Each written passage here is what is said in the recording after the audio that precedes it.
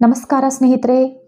ಈ ಕಥೆಯನ್ನು ಭಕ್ತಿ ಶ್ರದ್ಧೆಯಿಂದ ಯಾರು ಕೇಳುತ್ತಾರೋ ಅವರಿಗೆ ಗಾಯತ್ರಿ ರೂಪದಲ್ಲಿ ದೇವಿ ದರ್ಶನ ಕೊಟ್ಟು ಅವರ ಸಕಲ ಕೋರಿಕೆಗಳನ್ನು ನೆರವೇರಿಸುತ್ತಾರೆ. ಆದಿಶಂಕರಾಚಾರ್ಯರು ಆರಾಧಿಸಿದ ಈ ಗಾಯತ್ರಿ ದೇವಿಯನ್ನು ಸ್ವಲ್ಪ ಹೊತ್ತು ನೋಡಿದರೂ ಮನಸ್ಸು ಪ್ರಶಾಂತವಾಗುತ್ತದೆ. ದೈವ ಶಕ್ತಿಗಳಿಗೆ ಮೂಲಾಧಾರ ಗಾಯತ್ರಿ ಮಾತೆ. ಓಂ ಭೂರ್ಭುವಸ್ವಾಹ ತತ್ಸವಿತುರ್ವರೆಣ್ಯಂ ಭರ್ಗೋ ದೇವಸ್ಯ ಧೀಮಹಿ ಧಿಯೋ ಯೋ ನ ಪ್ರಚೋದಯಾತ್. ಈ ಶ್ಲೋಕವನ್ನು ಭಕ್ತಿಯಿಂದ ಉಚ್ಚರಿಸಿದರೆ ಎಷ್ಟೋ ಶಕ್ತಿಗಳು ನಮ್ಮೊಳಗೆ ಉತ್ಪತ್ತಿಗೊಳ್ಳುತ್ತವೆ. ಪಂಚಮುಖಗಳನ್ನು ಹೊಂದಿರುವ ಈ ದೇವಿ ಪಂಚಭೂತಗಳಿಗೆ ಚಿಹ್ನೆ. ವಿಶ್ವಕ್ಷೇಮಕ್ಕಾಗಿ ಗಾಯತ್ರಿ ದೇವಿಯನ್ನು ಪ್ರಾರ್ಥಿಸುವುದು ಅತೀ ಮುಖ್ಯ. ದಸರಾ ಹಬ್ಬದೊಳಗೆ ದೇವಿ ಭಾಗವತದಲ್ಲಿರುವ ಈ ಕಥೆಯನ್ನು ಯಾರು ಕೇಳುತ್ತಾರೋ ಅವರ ಸಕಲ ಪಾಪಗಳು ಬೆಂಕಿಯೊಳಗೆ ಬಿದ್ದ ಹತ್ತಿಯಂತೆ ನಶಿಸುತ್ತದಂತೆ. ತಿಳಿದು ತಿಳಿಯದೆ ಮಾಡಿರುವ ಪಾಪಗಳು ಕೂಡ ಹೊರಟು ಹೋಗುತ್ತದಂತೆ. ಕೋಟಿ ಜನ್ಮಗಳ ಮಹಾಪುಣ್ಯ ಬರುತ್ತದಂತೆ. ನಿಮ್ಮ ದಶೆ ಬದಲಾಗುತ್ತದೆ. ರಾಜಯೋಗ ಪ್ರಾಪ್ತಿಯಾಗುತ್ತದೆ. ಅಂತಹ ಅದ್ಭುತವಾದ ಕಥೆಯನ್ನು ಈ ವಿಡಿಯೋದಲ್ಲಿ ತಿಳಿಸಿಕೊಡ್ತೀನಿ. ಆದರೆ ಅದಕ್ಕೂ ಮುಂಚೆ ನೀವಿನ್ನೂ ನಮ್ಮ ಚಾನಲನ್ನು ಸಬ್ಸ್ಕ್ರೈಬ್ ಮಾಡಿಕೊಂಡಿಲ್ಲ ಅಂದರೆ ಖಂಡಿತ ಈಗಲೇ ಸಬ್ಸ್ಕ್ರೈಬ್ ಮಾಡ್ಕೊಳ್ಳಿ. ಹಾಗೆ ಹೊಸ ವಿಡಿಯೋ ನೋಟಿಫಿಕೇಷನ್ಸ್ಗಾಗಿ ಪಕ್ಕದಲ್ಲಿರೋ ಬೆಲ್ ಐಕಾನ್ ಕ್ಲಿಕ್ ಮಾಡ್ಕೊಳ್ಳೋದನ್ನು ಮಾತ್ರ ಮರಿಬೇಡಿ. ಪೂರ್ವದಲ್ಲಿ ಅರುಣಾಸುರ ಎಂಬ ಬಲಶಾಲಿಯಾದ ಅಸುರನಿದ್ದ. ದೇವಲೋಕವನ್ನು ಜಯಿಸಬೇಕೆಂಬ ಕೋರಿಕೆಯಿಂದ ಆತ 10,000 ವರ್ಷಗಳ ಕಾಲ ಗಂಗಾ ನದಿ ತೀರದಲ್ಲಿ ನಿರಾಹಾರ ದೀಕ್ಷೆ ಪಾಟಿಸುತ್ತಾ ಗಾಯತ್ರಿ ಮಂತ್ರವನ್ನು ಜಪಿಸುತ್ತಾ ಕಠಿಣವಾದ ತಪಸ್ಸು ಮಾಡಿದ. ತಪೋ ದೀಕ್ಷೆಯಲ್ಲಿದ್ದ ಅವನ ಶರೀರದಿಂದ ಬೆಂಕಿ ಉತ್ಪತ್ತಿಯಾಯಿತು. ಆ ಬೆಂಕಿಯಿಂದ 3 ಲೋಕಗಳು ಚಿನ್ನಾಭಿನ್ನವಾಗತೊಡಗಿತು. ಇದರಿಂದ ದೇವತೆಗಳು ಚಿಂತೆಗೀಡಾಗಿ ಬ್ರಹ್ಮದೇವರ ಬಳಿ ಶರಣು ಬೇಡಿದರು. ಇನ್ನು ಬ್ರಹ್ಮದೇವರು ಆ ಅಸುರನೆದುರು ಪ್ರತ್ಯಕ್ಷವಾಗಿ ವರ ಬೇಡುವಂತೆ ಹೇಳಿದರು.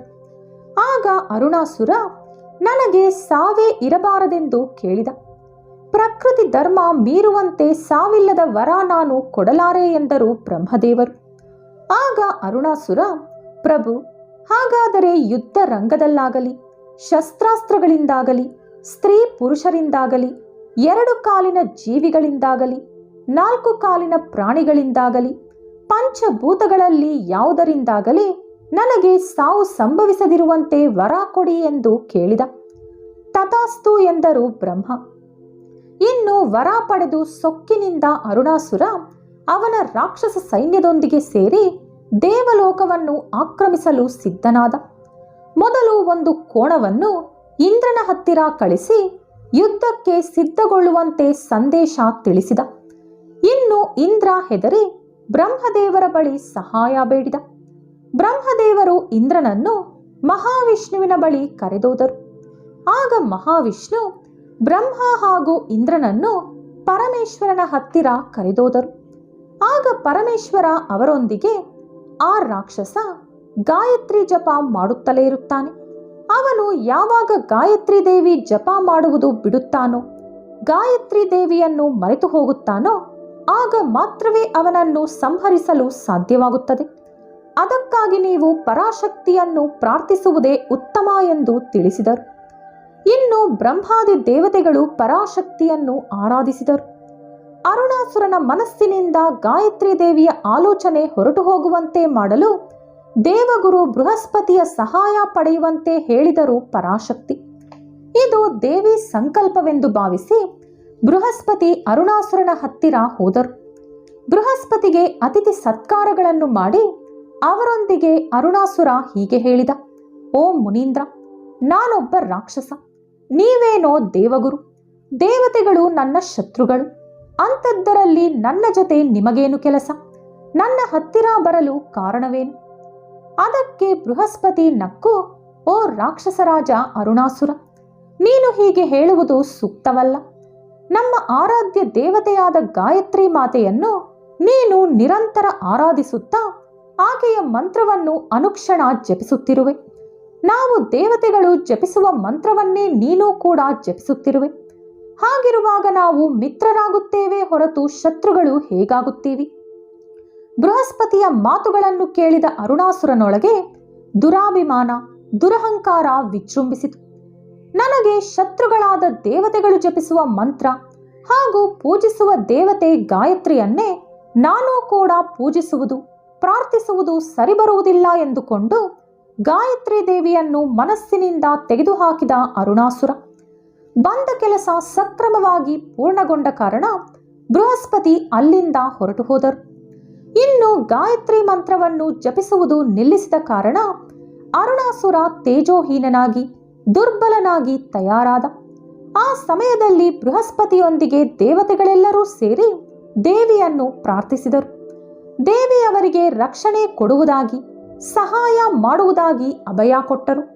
ಅದರ ನಂತರ ಅರುಣಾಸುರ ಅವನ ರಾಕ್ಷಸ ಸೈನ್ಯದೊಂದಿಗೆ ನುಗ್ಗಿ ದೇವಲೋಕವನ್ನು ಆಕ್ರಮಿಸಿಕೊಂಡ. ಆಗ ದೇವತೆಗಳೆಲ್ಲರೂ ಆದಿಪರಾಶಕ್ತಿಯ ಬಳಿ ಹೋಗಿ, ಅಮ್ಮ, ನೀವು ಅರುಣಾಸುರನಿಂದ ನಮ್ಮನ್ನು ರಕ್ಷಿಸುವುದಾಗಿ ಅಭಯ ಕೊಟ್ಟಿದ್ದೀರಿ. ಈಗ ಆ ಸಮಯ ಬಂದಾಯಿತು ತಾಯಿ, ನಮ್ಮನ್ನು ಕಾಪಾಡಿ ಎಂದು ಬೇಡಿಕೊಂಡರು. ಅದೇ ಸಮಯದಲ್ಲಿ ಆ ಅಸುರ ಅವನ ಸೈನ್ಯದೊಂದಿಗೆ ಕೈಲಾಸದ ಮೇಲೆ ದಾಳಿ ಮಾಡಲು ಬಂದ. ಪರಮೇಶ್ವರ, ವಿನಾಯಕ, ಸುಬ್ರಹ್ಮಣ್ಯ ಹಾಗೂ ಶಿವನ ರಾಕ್ಷಸ ಗಣಗಳೆಲ್ಲರೂ ಅರುಣಾಸುರ ಹಾಗೂ ಅವನ ಸೈನ್ಯದೊಂದಿಗೆ ಹೋರಾಡುತ್ತಿದ್ದರು. ಆದರೆ ಅರುಣಾಸುರನ ವರಪ್ರಭಾವದಿಂದ ಸಾಕ್ಷಾತ್ ಪರಮೇಶ್ವರ ಹಾಗೂ ಅವರ ಪುತ್ರರಿಂದಲೂ ಕೂಡ ಅವನನ್ನು ಸಂಹರಿಸಲು ಸಾಧ್ಯವಾಗಲಿಲ್ಲ. ಆ ಸಮಯದಲ್ಲಿ ಪರಮೇಶ್ವರನ ಹಿಂದೆ ಆದಿಪರಾಶಕ್ತಿ ಪ್ರತ್ಯಕ್ಷಗೊಂಡು ಭಾರೀ ಗಾತ್ರದಲ್ಲಿ ಬೆಳೆದು 4 ಕೈಗಳಿಂದ ಭಾರೀ ಸಂಖ್ಯೆಯಲ್ಲಿ ಕೀಟಗಳನ್ನು ಉತ್ಪತ್ತಿಗೊಳಿಸಿದರು. ಆ ಸಮಯದಲ್ಲಿ ಆಕೆಯ 3 ಕಣ್ಣುಗಳು ಸೂರ್ಯ, ಚಂದ್ರ, ಅಗ್ನಿಯಂತೆ ಕಾಣಿಸುತ್ತಿತ್ತು. ಆಕೆಯ 4 ಕೈಗಳಿಂದ ಎಣಿಸಲಾರದಷ್ಟು ಸಂಖ್ಯೆಯಲ್ಲಿ ಜೇನುನೊಣಗಳು, ಕಣಜಗಳು, ಗೆದ್ದಲುಗಳು, ಸೊಳ್ಳೆಗಳು, ಜೇಡಗಳು ಉತ್ಪತ್ತಿಯಾಗಿ ದೇವಿಯ ಮೈತುಂಬ ಮುತ್ತಿಕೊಂಡವು. ಆ ರೀತಿ ಕೀಟಗಳು ಮುತ್ತಿಕೊಂಡ ಪರಾಶಕ್ತಿಯ ರೂಪವೇ ಭ್ರಮರಿ. ಭ್ರಮರಿ ಎಂಬ ಹೆಸರಿನ ಅರ್ಥ ಬೃಹದಾಕಾರದ ಕೀಟ ಎಂದು. ಆ ರೀತಿ ಪರಾಶಕ್ತಿ ಭ್ರಮರಿ ರೂಪ ತಾಳಿ ಆಕೆಯ ಕೀಟಗಳ ಸೈನ್ಯವನ್ನು ಅರುಣಾಸುರನ ವಿರುದ್ಧ ಕಳಿಸಿದರು. ಆ ಕೀಟಗಳು ಅರುಣಾಸುರನ ಮೈತುಂಬ ಮುತ್ತಿಕೊಂಡು ಅವನ ದೇಹದ ಪ್ರತಿ ಭಾಗವನ್ನು ಸೀಳಿ ಹಾಕಿದವು. ಅವನ ಎದೆ, ಬೆನ್ನು, ಹೊಟ್ಟೆ, ಕೈಕಾಲುಗಳು, ಬೆರಳುಗಳು ಎಲ್ಲವನ್ನೂ ತುಂಡು ತುಂಡಾಗಿಸಿದವು. ಆ ರೀತಿ ಅರುಣಾಸುರನನ್ನು ಅತಿ ಕ್ರೂರವಾಗಿ ಕೊಂದು ಮತ್ತೆ ಆ ಕೀಟಗಳು ಭ್ರಮರಾದೇವಿಯ ಹತ್ತಿರ ಹಿಂದಿರುಗಿದವು. ಅಂದಿನಿಂದ ದೇವತೆಗಳು ಆಕೆಯನ್ನು ಪೂಜಿಸುತ್ತಾ ಅವರ ಅನುಗ್ರಹ ಪಡೆದುಕೊಳ್ಳಲು ಶುರು ಮಾಡಿದರು. 2ನೇ ಕತೆ. ಗಾಯತ್ರಿ ಮಾತೆ ಪರಾಶಕ್ತಿ ಸ್ವರೂಪ. ಆಕೆಗೆ 5 ಮುಖಗಳು. ಈ 5 ಮುಖಗಳು ಸೃಷ್ಟಿಗೆ ಆಧಾರವಾದ ಪಂಚಭೂತಗಳ ಚಿಹ್ನೆಗಳು. 5 ಮುಖಗಳು ಹಾಗೂ 10 ಕೈಗಳಿಂದ ಆ ತಾಯಿ ಭಕ್ತರಿಗೆ ಸಕಲೈಶ್ವರ್ಯಗಳು ಹಾಗೂ ಅನಂತವಾದ ಬುದ್ಧಿಶಕ್ತಿಯನ್ನು ಅನುಗ್ರಹಿಸುತ್ತಾರೆ. ಗಾಯತ್ರಿ ದೇವಿ ಮಹಿಮೆ ತಿಳಿಸುವ ಈ ಕತೆ ಕೂಡ ಈಗ ತಿಳಿಯೋಣ. ಪೂರ್ವದಲ್ಲಿ ಒಂದು ಬಾರಿ ಕೃತಯುಗದಲ್ಲಿ ಅಸುರ ರಾಕ್ಷಸರ ಪಾಪಗಳು ವಿಪರೀತವಾಗಿ ಬೆಳೆದ ಕಾರಣ ಭೂಮಿ 12 ವರ್ಷಗಳ ಕಾಲ ಬರಪೀಡಿತವಾಯಿತು. ಇನ್ನು ಆಹಾರ ಸಿಗದೆ ಮನುಷ್ಯರ ಸಮೇತ ಅನೇಕ ಜೀವರಾಶಿಗಳು ಮೃತಪಟ್ಟವು. ಈ ರೀತಿ ಸೃಷ್ಟಿ ಅಂತ್ಯ ಸಮೀಪವಾಯಿತು. ಆ ಸಮಯದಲ್ಲಿ ಗೌತಮ ಮಹರ್ಷಿಗಳು ಗಾಯತ್ರಿ ಮಂತ್ರ ಜಪಿಸುವ ಮೂಲಕ ಮತ್ತೆ ಬೆಳೆ ಸೃಷ್ಟಿಸಿ ಬದುಕಿರುವವರಿಗೆ ಅನ್ನಾಹಾರ ಕೊಟ್ಟರು. ಇದರಿಂದ ಭೂಮಿಯ ಮೇಲೆ ಬದುಕುಳಿದಿದ್ದಂಥ ಅನೇಕ ಬ್ರಾಹ್ಮಣರು ಗೌತಮ ಮಹರ್ಷಿಯ ಆಶ್ರಮದಲ್ಲಿ ನೆಲೆಸಲು ಬಂದರು. ಭೂಮಿಯ ಮೇಲೆ ಇಂತಹ ಕಠಿಣ ಪರಿಸ್ಥಿತಿ ಬಂದರೂ ಕೂಡ ಯಜ್ಞ ಯಾಗಾದಿಗಳಿಂದ ಹವಿಸ್ಸು ನಿಲ್ಲದೆ ಬರುತ್ತಿರುವುದು ಕಂಡ ದೇವೇಂದ್ರ ಆಶ್ಚರ್ಯಗೊಂಡು ಮಾರನೆಯ ದಿನ ಸಭೆಯಲ್ಲಿ ಇದು ಯಾವ ರೀತಿ ಸಾಧ್ಯವಾಯಿತು ಎಂದು ದೇವಗುರು ಬೃಹಸ್ಪತಿಯನ್ನು ಕೇಳಿದರು. ಆಗ ಬೃಹಸ್ಪತಿ, ಗೌತಮನಿಗೆ ಗಾಯತ್ರಿ ಉಪಾಸನೆ ಶಕ್ತಿ ಇದೆ. ಆ ಶಕ್ತಿಯಿಂದಲೇ ಗೌತಮ ಬರಪೀಡಿತವಾದ ಭೂಮಿಯನ್ನು ಮತ್ತೆ ಹಚ್ಚ ಹಸುರಾಗಿ ಬದಲಾಯಿಸಿದ್ದಾರೆ ಎಂದು ಹೇಳಿದರು. ಅದನ್ನು ಕೇಳಿ ಆಶ್ಚರ್ಯಗೊಂಡ ದೇವತೆಗಳು ಬೃಹಸ್ಪತಿಯ ಹತ್ತಿರದಿಂದ ಗಾಯತ್ರಿ ಮಂತ್ರದ ಮಹಿಮೆ ಹಾಗೂ ಉಪಾಸನೆ ಪಡೆದುಕೊಂಡರು. ಅದರ ನಂತರ ನಾರದ ಮಹರ್ಷಿ ಗೌತಮ ಮುನಿಯ ಆಶ್ರಮಕ್ಕೆ ಬಂದು ಅವರ ಆತಿಥ್ಯ ಸ್ವೀಕರಿಸಿ ಗೌತಮರನ್ನು ಎಷ್ಟೋ ಹೊಗಳಿದರು.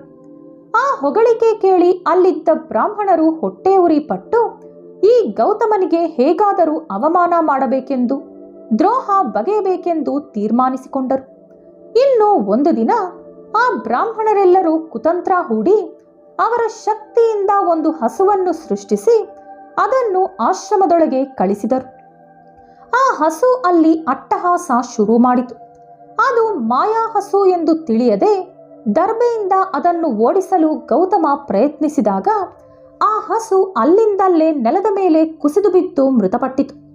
ಅದನ್ನು ನೋಡಿ ಬೆಚ್ಚಿ ಹೋದರು ಗೌತಮ. ಸುತ್ತಲೂ ಇದ್ದ ಬ್ರಾಹ್ಮಣರು ಅಯ್ಯೋ ಗೋಹತ್ಯೆ ಗೋಹತ್ಯೆ ಎಂದು ಕೂಗಿಕೊಂಡರು.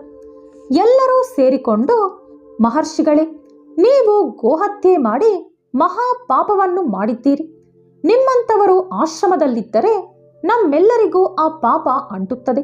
ನೀವು ಆಶ್ರಮ ಬಿಟ್ಟು ಹೊರಟು ಹೋಗಿ ಎಂದು ಹೇಳಿದರು. ಗೋಹತ್ಯೆ ಮಾಡಿರುವುದು ನಿಜವೇ ಎಂದುಕೊಂಡು ಅದಾಗಲೇ ಕುಗ್ಗಿ ಹೋಗಿದ್ದ ಗೌತಮ ಮಹರ್ಷಿ, ಓ ಬ್ರಾಹ್ಮಣೋತ್ತಮರೇ, ನೀವೇ ನನ್ನ ಪಾಪಕ್ಕೆ ಪ್ರಾಯಶ್ಚಿತ ಮಾಡಿಕೊಳ್ಳುವ ದಾರಿ ತಿಳಿಸಿ ಎಂದು ಕೇಳಿದರು. ಆಗ ಆ ದುಷ್ಟ ಬ್ರಾಹ್ಮಣರು ಆಕಾಶಗಂಗೆಯನ್ನು ಭೂಮಿಯ ಮೇಲೆ ತಂದು ಅದರ ಪ್ರವಾಹದಲ್ಲಿ ಗೋವಿನ ಭಸ್ಮ ಕೊಚ್ಚಿಕೊಂಡು ಹೋಗಿ ಸಮುದ್ರದೊಳಗೆ ಬೆರೆಯುವಂತೆ ಮಾಡಿದರೆ ನೀವು ಮಾಡಿದ ಪಾಪ ಹೊರಟು ಹೋಗುತ್ತದೆ ಎಂದು ಹೇಳಿದರು. ಅವರ ಮಾತನ್ನು ನಂಬಿ ಗೌತಮ ಮಹರ್ಷಿ ಕಠಿಣವಾದ ತಪಸ್ಸನ್ನು ಪ್ರಾರಂಭಿಸಿದರು. ಕೊನೆಗೊಂದು ದಿನ ಪರಮೇಶ್ವರ ಅವರನ್ನು ಅನುಗ್ರಹಿಸಿ ಗಂಗೆಯನ್ನು ಭೂಮಿಗೆ ಕಳಿಸಿದರು. ವಿಂಧ್ಯ ಪರ್ವತದ ಶಿಖರದಿಂದ ಗಂಗೆ ಹರಿಯಲು ಪ್ರಾರಂಭಿಸಿದಳು. ಗೌತಮನಿಂದ ದರಗಿಳಿದ ಆ ಗಂಗೆ ಅಂದಿನಿಂದ ಗೌತಮಿ ಎಂದು ಕರೆಯಲ್ಪಡುತ್ತಾ ಎಷ್ಟೋ ಜನರನ್ನು ಪವಿತ್ರಗೊಳಿಸಿ ಭೂಮಿಯನ್ನು ಸಸ್ಯ ಶ್ಯಾಮಲವಾಗಿ ಬದಲಾಯಿಸಿದಳು. ಆ ನದಿಯನ್ನೇ ಈಗ ಗೋದಾವರಿ ಎಂದು ಕರೆಯುತ್ತಿದ್ದಾರೆ. ಇನ್ನು ಬ್ರಾಹ್ಮಣರು ಹೇಳಿದ ಪ್ರಕಾರವೇ ಗೋಹತ್ಯಾ ಪಾಪದಿಂದ ಪ್ರಾಯಶ್ಚಿತ ಪಡೆದುಕೊಂಡೆ ಎಂದು ಗೌತಮರ ಮನಸ್ಸು ಪ್ರಶಾಂತವಾಯಿತು. ಅದರ ನಂತರ ಗೌತಮ ಮಹರ್ಷಿ ದಿವ್ಯ ದೃಷ್ಟಿಯಿಂದ ನಡೆದದ್ದೆಲ್ಲವನ್ನು ತಿಳಿದುಕೊಂಡರು. ಆಶ್ರಯ ಕೊಟ್ಟ ನನಗೆ ದ್ರೋಹ ಬಗೆದರಲ್ಲ ಎಂದು ಕೆಂಡಾಮಂಡಲರಾದ ಗೌತಮ ಮಹರ್ಷಿ ಆ ಬ್ರಾಹ್ಮಣರನ್ನು ಈ ರೀತಿ ಶಪಿಸಿದರು. ಓ ದುಷ್ಟ ಬ್ರಾಹ್ಮಣರೇ, ನೀವೆಲ್ಲರೂ ಒಂದುಗೂಡಿ ಎಂತಹ ನೀಚಕೃತ್ಯ ಮಾಡಿದ್ದೀರಿ. ನನ್ನನ್ನು ಮೋಸಗೊಳಿಸಿದ್ದಕ್ಕೆ ಇದೇ ನನ್ನ ಶಾಪ.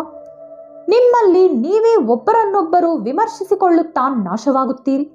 ದೈವ ದ್ರೋಹ ಎಸಗಿದ ನೀವು ಇನ್ನು ಮುಂದೆ ಕ್ಷುದ್ರ ವಿದ್ಯೆಗಳನ್ನು ಅಭ್ಯಾಸ ಮಾಡುತ್ತಾ ಭೂಮಿಯ ಮೇಲೆ ಮಾನ ಮರ್ಯಾದೆಗಳನ್ನು ಕಳೆದುಕೊಳ್ಳುತ್ತೀರಿ. ಅತಿ ಪವಿತ್ರವಾದ ಗಾಯತ್ರಿ ಮಂತ್ರವನ್ನು ನೀಚ ಕೃತ್ಯಗಳಿಗೆ ಉಪಯೋಗಿಸಿದ ನೀವೆಲ್ಲರೂ ಗಾಯತ್ರಿ ದೇವಿಯಿಂದ ದೂರಾಗಿ ಕರ್ಮ ಜ್ಞಾನರಹಿತರಾಗಿ ಪಾಷಾಂಡರಾಗುತ್ತೀರಿ. ಅನ್ನ ನೀರಿಗಾಗಿ ನೀಚ ಕೃತ್ಯಗಳನ್ನು ಮಾಡುತ್ತಾ ಹಾಳಾಗುತ್ತೀರಿ. ವೇದ ಶಾಸ್ತ್ರದಿಂದ ದೂರಾಗಿ ಪಂಡಿತರಾದ ನೀವು ಜ್ಞಾನ ಶೂನ್ಯರಾಗಿ ಪ್ರಜೆಗಳ ವಿಶ್ವಾಸವನ್ನು ಕಳೆದುಕೊಂಡು ನಾಶವಾಗುತ್ತೀರಿ. ರುದ್ರಾಕ್ಷಿ, ವಿಭೂತಿ, ಬಿಲ್ವಪತ್ರೆಯಿಂದ ದೂರಾಗಿ ಅನ್ನ ಪಾನೀಯ ಸಿಗದೆ ತಿನ್ನಬಾರದ ಪದಾರ್ಥಗಳನ್ನು, ಎಂಜಿಲೂಟವನ್ನು ತಿನ್ನುವಂತವರಾಗುತ್ತೀರಿ. ಬಾಹ್ಯಾಭ್ಯಂತರ ಶುದ್ಧಿ ಇಲ್ಲದೆ ಶುಚಿಹೀನರಾಗಿ ಆತ್ಮಸ್ತುತಿ ಪರನಿಂದನೆ ಅನುಭವಿಸುತ್ತಾ ನಿಮ್ಮ ಧನ ಮಾನ ಪ್ರಾಣ ಕಳೆದುಕೊಂಡು ನರಕದೊಳಗೆ ಯಾತನೆ ಅನುಭವಿಸುತ್ತೀರಿ. ಗೋಹತ್ಯೆ, ಬ್ರಹ್ಮಹತ್ಯೆ, ಸ್ತ್ರೀ ಶಿಶು ಹತ್ಯೆ ಮುಂತಾದ ಪಾಪಗಳನ್ನು ಅನುಭವಿಸುತ್ತಾ ಗೋವು, ಹಣ, ಸಂಪತ್ತು, ಧನ, ಧಾನ್ಯವಿಲ್ಲದೆ ನಿತ್ಯ ದರಿದ್ರರಾಗಿ ಯಜ್ಞೋಪವೀತಗಳನ್ನು ಪರಿತ್ಯಜಿಸಿ ಪಾಪಗಳನ್ನು ಮಾಡುತ್ತಾ ನಿಮ್ಮಲ್ಲಿ ನೀವೇ ಕಿತ್ತಾಡಿಕೊಂಡು ನಾಶವಾಗುತ್ತೀರಿ ಎಂದು ಗೌತಮ ಮಹರ್ಷಿ ಆ ಬ್ರಾಹ್ಮಣರಿಗೆ 108 ಘೋರವಾದ ಶಾಪಗಳನ್ನು ಕೊಟ್ಟು, ಈ ಶಾಪವನ್ನು ನೀವು ವಂಶ ಪಾರಂಪರ್ಯವಾಗಿ ಅನುಭವಿಸುತ್ತೀರಿ ಎಂದು ಹೇಳಿದರು. ಸಿಡಿಲಿನಂತ ಅವರ ಶಾಪಗಳನ್ನು ಕೇಳಿದ ಆ ಬ್ರಾಹ್ಮಣರು ಗೌತಮರ ಕಾಲಿನ ಮೇಲೆ ಬಿದ್ದು, ನಮ್ಮನ್ನು ಕ್ಷಮಿಸಿ, ಏನೋ ಅಜ್ಞಾನದಿಂದ ಮೂರ್ಖತ್ವದಿಂದ ಆ ರೀತಿ ಮಾಡಿದೆವು ಎಂದು ಪರಿಪರಿಯಾಗಿ ಬೇಡಿಕೊಂಡಾಗ ಅವರ ಮೇಲೆ ಕೃಪೆ ತೋರಿದ ಗೌತಮ ಮಹರ್ಷಿ, ನನ್ನ ಶಾಪವನ್ನು ಹಿಂತೆಗೆದುಕೊಳ್ಳುವುದು ಆ ಬ್ರಹ್ಮದೇವರಿಗೂ ಅಸಾಧ್ಯ. ನೀವು ನನ್ನ ಶಾಪವನ್ನು ಅನುಭವಿಸಲೇಬೇಕು. ನಾನು ಈ ಯುಗದಲ್ಲಿ ಶಾಪ ಕೊಟ್ಟಿರುವುದರಿಂದ ಈ ಶಾಪವನ್ನು ನೀವು ಮುಂಬರುವ ಕಲಿಯುಗದಲ್ಲಿ ಅನುಭವಿಸುತ್ತೀರಿ. ಕಲಿಯುಗದಲ್ಲಿ ನೀವೆಲ್ಲರೂ ಬ್ರಾಹ್ಮಣರಂತೆ ಜನಿಸಿ ಕಲಿ ಪ್ರಭಾವಿತರಾಗಿ ನನ್ನ ಶಾಪ ಅನುಭವಿಸುತ್ತೀರಿ. ಯಾವ ದಿನ ನೀವು ಗಾಯತ್ರಿ ಮಂತ್ರವನ್ನು 108 ಬಾರಿ ಜಪಿಸುತ್ತೀರೋ ಆ ದಿನ ಮಾತ್ರವೇ ನೀವು ನನ್ನ ಶಾಪ ಅನುಭವಿಸುವ ಅಗತ್ಯ ಬರುವುದಿಲ್ಲ. ಯಾರು ಗಾಯತ್ರಿ ಮಂತ್ರವನ್ನು ಬ್ರಹ್ಮನಿಷ್ಠೆಯಿಂದ ಅಕ್ಷರಾಕ್ಷರಗಳು ಪುನರುಚ್ಚರಿಸುತ್ತಾರೋ ಅವರಿಗೆ ಆ ಜನ್ಮದಲ್ಲೇ ಪಾಪ ವಿಮೋಚನೆಯಾಗುತ್ತದೆ ಎಂದು ಶಾಪ ಪ್ರಭಾವವನ್ನು ಕಡಿಮೆಯಾಗಿಸಿದರು ಗೌತಮ ಮಹರ್ಷಿ. ಆ ರೀತಿ ಕೃತಯುಗದಲ್ಲಿ ಗೌತಮ ಮಹರ್ಷಿಯ ಶಾಪ ಪಡೆದ ಬ್ರಾಹ್ಮಣರೆಲ್ಲರೂ ಯುಗಾಂತ್ಯದಲ್ಲಿ ನರಕಕ್ಕೆ ಹೋಗಿ ಅನೇಕ ಶಿಕ್ಷೆಗಳನ್ನು ಅನುಭವಿಸಿ ಕಲಿಯುಗದಲ್ಲಿ ಬ್ರಾಹ್ಮಣರಾಗಿ ಜನಿಸಿದರು. ಈಗಲೂ ಆ ಬ್ರಾಹ್ಮಣರ ವಂಶಸ್ಥರು ಸಂಧ್ಯಾ ವಂದನೆ ಮಾಡದೆ, ಗಾಯತ್ರಿ ಮಂತ್ರ ಜಪಿಸದೆ ಅವರ ವೃತ್ತಿಗೆ ಜಾತಿಗೆ ದ್ರೋಹ ಬಗೆಯುತ್ತಿದ್ದಾರೆ. ಈ ವಿಡಿಯೋ ನಿಮಗಿಷ್ಟವಾದಲ್ಲಿ ಲೈಕ್ ಹಾಗೂ ಶೇರ್ ಮಾಡಿ. ಇಂತಹ ಹೆಚ್ಚಿನ ಪೌರಾಣಿಕ ವಿಡಿಯೋಗಳಿಗಾಗಿ ತಪ್ಪದೇ ನಮ್ಮ ಚಾನೆಲ್ ಅನ್ನು ಸಬ್ಸ್ಕ್ರೈಬ್ ಮಾಡಿಕೊಳ್ಳಿ. ಮತ್ತೊಂದು ಕುತೂಹಲಕಾರಿ ಮಾಹಿತಿಯೊಂದಿಗೆ ಪುನಃ ಭೇಟಿಯಾಗೋಣ. ಧನ್ಯವಾದಗಳು.